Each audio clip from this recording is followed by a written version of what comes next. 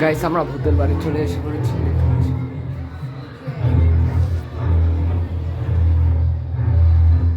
Guys আমার সেই ভয় লাগছে।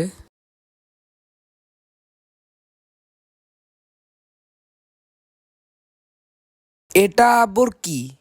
দেখি দুই পাশে দুটো ভূত আছে, ভালোই লাগলো দেখে। এদিকে দেখি কঙ্কালও আছে, এখানে একজনকে বন্দি করে রেখেছে।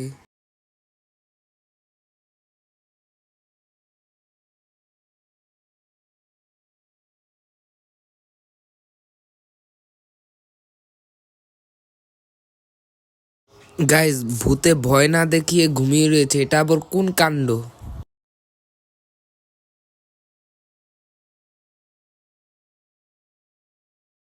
দেখেন আমার পাশে কি, আমার তো ভয়ই লাগছে। আমরা বের হয়ে গেলাম ভূতের বাড়ি থেকে। আপনারা চাইলে এখানে ভিজিট করতে পারবেন।